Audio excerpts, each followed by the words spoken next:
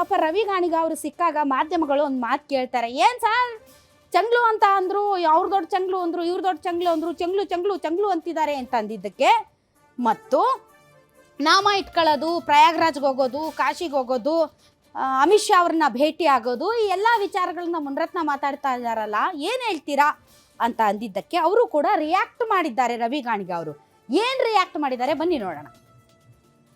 ನಾವು ಧ್ಯಾನನ ಮಾಡ್ತೀವಿ, ವಿಭೂತಿನ ಬೆಳ್ಕೊಳ್ತೀವಿ. ನಿನ್ನ ಕೆಲಸ ನೀನು ಎಷ್ಟು ಅಂತ ನೋಡ್ಕೊಳಪ್ಪ ಮುನಿರತ್ನ. ನಿನ್ನ ಕೆಲಸ ಏನಿದೆ ಅದನ್ನು ಮಾಡಿ.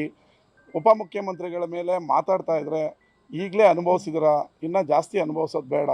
ವಿಭೂತಿನ ಬೆಳ್ಕೊತೀವಿ, ಜನಿವಾರನ ಹಾಕೋತೀವಿ, ನೀರಲ್ಲಾರ ಮುಳುಗ್ತೀವಿ, ನೀರಲ್ಲಾರ ಹೇಳ್ತೀವಿ. ಮುನಿರತ್ನರಿಗೆ ಏನು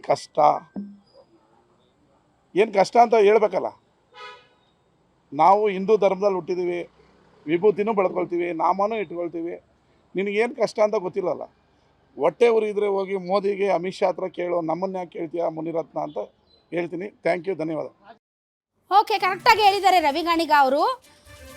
ನಮ್ಮನ್ನೇನು ಕೇಳ್ತೀರ, ಮೋದಿ ಅಮಿತ್ ಶಾ ಅವರನ್ನ ಕೇಳಿ, ನಾವು ನಾಮನಾದರೂ ಹಾಕ್ತೀವಿ, ನೀರಲ್ಲಾದರೂ ಮುಳುಗ್ತೀವಿ, ನೀರಲ್ಲಾದರೂ ತೇಲ್ತೀವಿ, ನಿಮ್ಗೇನು ಬೇರೆ ಕೆಲಸ ಅಲ್ವಾ, ನಿಮ್ಮ ಕೆಲಸ ನೀವು ನೋಡಿ ಅಂತ.